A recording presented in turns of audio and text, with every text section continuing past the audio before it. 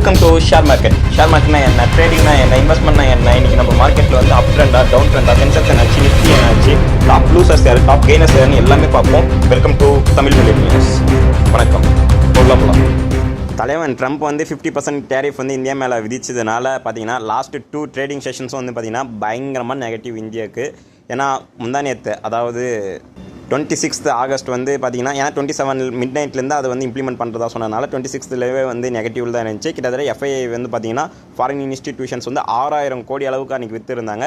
DII domestic institution வந்து 7000 கோடிக்கு வாங்கியிருந்தாலுமே market வந்து அன்றைக்கி ஒரு 200 பாயிண்ட் அளவுக்கு விழுந்திருந்தது. அதே மாதிரி இன்றைக்கி வந்து பார்த்திங்கன்னா, ஏன்னா நேற்று வந்து அந்த 50% டேரிஃப் வந்து இம்ப்ளிமெண்ட் ஆகிடுச்சு. ஸோ இன்றைக்கி வந்து பார்த்திங்கன்னா மார்க்கெட் வந்து சரியான நெகட்டிவ். ஒரு சமயத்தில் பார்த்திங்கன்னா கிட்டத்தட்ட 250 பாயிண்ட் அளவுக்கு வந்து பார்த்திங்கன்னா நெகட்டிவ் போயிடுச்சு. அதுக்கப்புறமா திரும்ப டொமஸ்டிக் இன்ஸ்டிடியூஷன்ஸ் வாங்கிட்டே இருந்ததுனால திரும்ப அப்படியே குறைஞ்சிட்டு 70 பாயிண்ட் அளவுக்கு 70 நெகட்டிவில் அப்படி இருந்தது. திரும்பவும் பார்த்திங்கன்னா தொடர்ந்து, ஏன்னா பேனிக் செல்லிங், ஏன்னா 50% டேரிஃப்னால திரும்ப எல்லோரும் பேனிக்கானால சேல் பண்ணிகிட்டே இருந்ததுனால கடைசியாக முடியும்போது வந்து பார்த்திங்கன்னா மார்க்கெட் வந்து 210 பாயிண்ட் அளவுக்கு விழுந்திருந்தது. ஸோ இப்போ வந்து மார்க்கெட் வந்து 24,000 24,500 முடிஞ்சிருக்கு. அதே மாதிரி வந்து பேங்க் நிஃப்டி பார்த்திங்கன்னா ஒரு சமயத்தில் 550 பாயிண்ட் அளவுக்கெல்லாம் விழுந்திருந்தது. அது எல்லாமே வந்து பார்த்திங்கன்னா நெகட்டிவ் தான். ஏன்னா ஃபாரின் இன்ஸ்டிடியூஷன்ஸ் அதுவும் இல்லாமல் வந்து தொடர்ந்து பேனிக்னால செல் பண்ணிகிட்டே இருக்கிறனால மார்க்கெட் வந்து கொஞ்சம் ஒரு மாதிரி இதாக தான் இருக்குது. ஸோ எல்லாருமே வந்து காஷியஸாக இருங்க மார்க்கெட்டில். சென்செக்ஸும் கிட்டத்தட்ட ஒரு 700 பாயிண்ட் அளவுக்கு விழுந்திருந்தனால நம்ம வந்து கொஞ்சம் மார்க்கெட் வந்து இதை வந்து ஒரு ஆப்பர்ச்சுனிட்டியாக கூட நம்ம பார்க்கலாம். ஏன்னா ஒரு சில ஸ்டாக்ஸ் வந்து இப்போ நிறைய விழுந்திருக்கனால இந்த கரெக்ஷன்ஸை யூஸ் பண்ணி ஒரு சில ஸ்டாக்ஸ் வாங்கலாம். நெக்ஸ்ட் எந்தெந்த செக்டாரில் என்னென்ன ஆயிடுச்சுன்றதை டீட்டெயிலாக பார்க்கலாம். இன்றைக்கி எந்தெந்த செக்டார்ஸ் எவ்வளோ அடி வாங்கியிருக்குன்னு பார்த்தோன்னா, கன்சூமர் டியூரபிள்ஸ்னு சொல்லக்கூடிய நம்ம இந்த டைட்டனு, அப்புறமா வந்து இந்த கல்யாண், இவங்கெல்லாம் தான் வந்து இன்றைக்கி கொஞ்சமாச்சு பாசிட்டிவில் இருந்தாங்க. ஏன்னா இவங்க எல்லாருமே வந்து கோல்டு ரிலேட்டடில் இருக்கவங்க. இன்றைக்கி கோல்டு வந்து பார்த்திங்கன்னா ஆல் டைம் ஹை கிட்ட போயிடுச்சு. கிட்டத்தட்ட கோல்டோடைய ப்ரைஸும் வந்து பார்த்திங்கன்னா தொடர்ந்து வந்து பீக் ஆகிட்டே தான் இருக்குது. ஏன்னா அமெரிக்காவுடைய அந்த ஃபெட்டோடைய ரேட் கட்டு, அதுக்கப்புறமா இன்னும் நிறைய விஷயங்கள்லாம் வேர்ல்டில் நிறைய நடக்கிறதுனால ஸோ கோல்டோடைய ப்ரைஸ் வந்து தொடர்ந்து ஹைக் ஆகிட்டு தான் இருக்குது.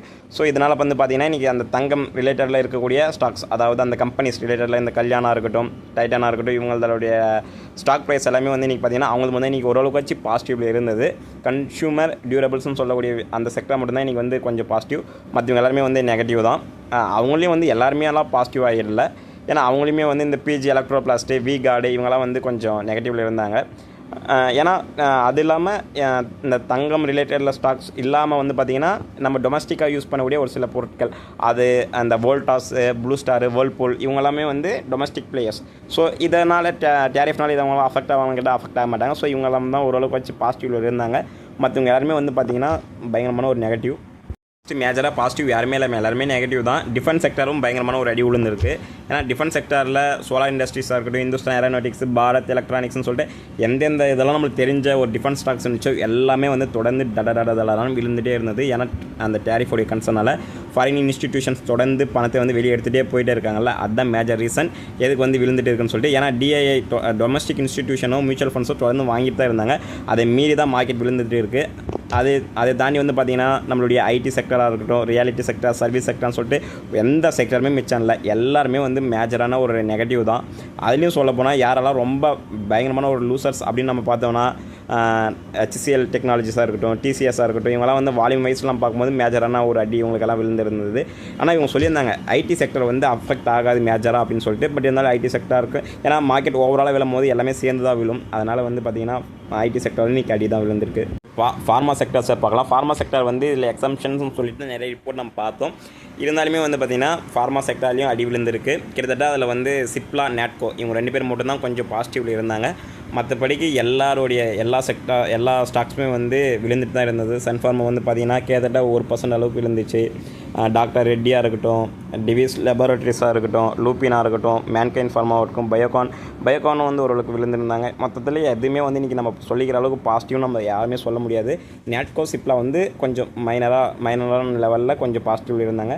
மற்றவங்க எல்லாருமே வந்து பார்த்திங்கன்னா ஃபார்மா செக்டாருமே வந்து அடிதான் விழுந்திருக்கு. அதே மாதிரி வந்து மற்ற செக்டார்ஸ் நம்ம பார்த்தோம்னா எல்லா செக்டாருமே வந்து நெகட்டிவ் தான் மேஜராக. ஸோ இந்த ஒரு இதான ஒரு மார்க்கெட்டில் நம்ம வந்து கொஞ்சம் டிப்ஸ் லெவலை வந்து யூஸ் பண்ணிக்கணும். எங்கெங்கெல்லாம் கரெக்ட் ஆகுதோ அங்கெல்லாம் வந்து நம்ம ஆல்ரெடி நம்மளுக்கு ஒரு போர்ட்ஃபோலியோ வந்து நம்ம இது பண்ணியிருப்போம், நம்மளுடைய விஷ்லிஸ்ட்லாம் போட்டு வச்சுருப்போம். அந்த ஸ்டாக்ஸில் நம்ம ஒரு டார்கெட் வச்சுருப்போம், இது ஒரு ரேட் வந்தால் நம்ம வந்து கன்சிடர் பண்ணலான்னு சொல்லிட்டு. அந்த மாதிரி நீங்கள் பார்த்துருக்கும் போது இப்போ ஏதாவது அது மாதிரி ஒரு கன்சிடரேஷன் லிஸ்ட்டில் வந்தால் கொஞ்சம் கொஞ்சமாக கன்சிடர் பண்ணுங்கள். ஏன்னா நம்மளது ஓவரால் வந்து மற்ற ஸ்டாக்ஸோடைய ப்ரைஸ் எல்லாமே வந்து கொஞ்சம் நெகட்டிவில் இருந்தாலுமே பரவாயில்ல. ஏன்னா இந்த கரெக்ஷன்ஸ்லாம் யூஸ் பண்ணும்போது நம்ம அதை வந்து கொஞ்சம் கரெக்டாக யூஸ் பண்ணிக்கலாம். ஏன்னா வந்து ஃப்யூச்சரில் கண்டிப்பாக வந்து நம்மளுடைய இந்திய மார்க்கெட் வந்து ஃப்யூச்சரில் பவுண்ட் ஆக போகுது தான், பவுன்ஸ் பேக் கண்டிப்பாக நடக்கும். பட் இப்போ வந்து கொஞ்சம் அந்த ஒரு டிஃபிகல்ட்டியான சுச்சுவேஷன்.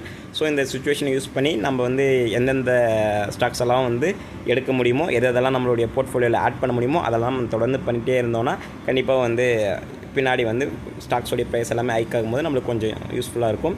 கொஞ்சம் இந்தியா மேலே 50% டேரிஃப் போகிறதுக்கான மெயின் ரீசன் வந்து பார்த்திங்கன்னா, இந்தியா வந்து ரஷ்யாக்கிட்டேருந்து ஆயில் வாங்கிட்டு இருக்குது அப்படின்னு சொல்லி ட்ரம்ப் சொல்லிட்டு இருக்காருல.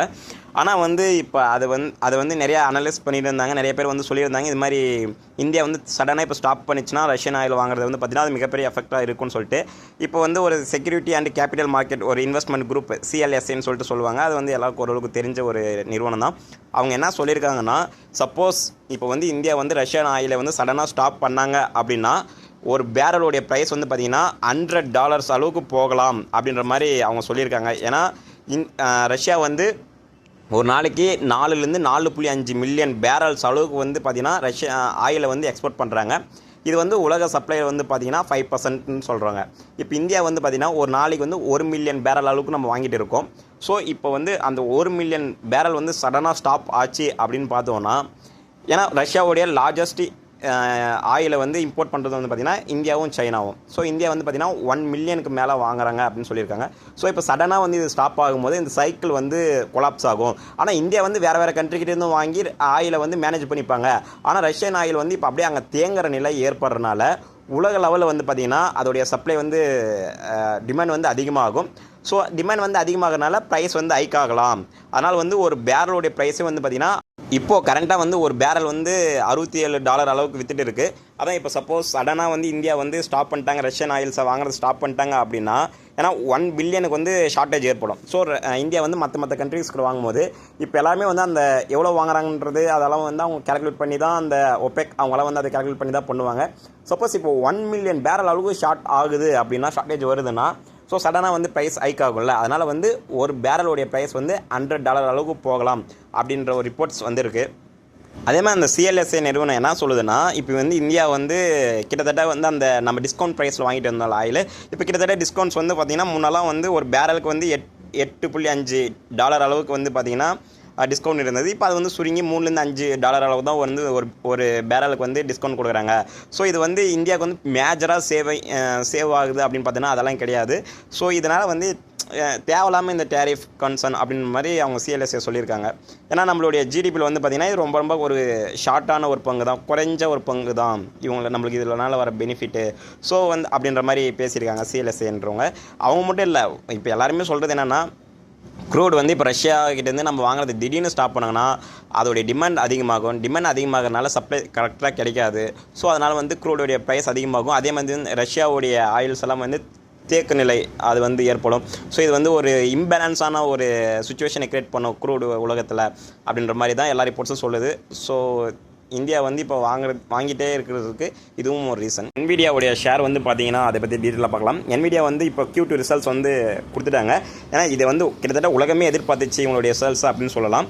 அவங்களுடைய ரிசல்ட்ஸ் வந்து பார்த்திங்கன்னா நல்ல ஒரு ரிசல்ட்ஸு. ஏன்னா எல்லா எஸ்டிமேஷன்ஸையும் வந்து பீட் பண்ணிடுச்சு அந்த ரிசல்ட்ஸு. கிட்டத்தட்ட 59% அளவுக்கு வந்து பார்த்திங்கன்னா ப்ராஃபிட் வந்து ஜம்ப் ஆகிருக்கு. அது வந்து அவங்களுடைய டோட்டல் ரெவன்யூ வந்து பார்த்திங்கன்னா $46.7 பில்லியன், கிட்டத்தட்ட $47 பில்லியன் அளவுக்கு வந்து பார்த்திங்கன்னா அவங்களுடைய ரெவன்யூ வந்து ஒரு ஸ்ட்ராங்கான ஒரு ரெக்கார்ட் பிரேக்கிங் தான் சொல்லணும் இந்த ரிசல்ட்ஸ்ன்னு சொல்லும் போது.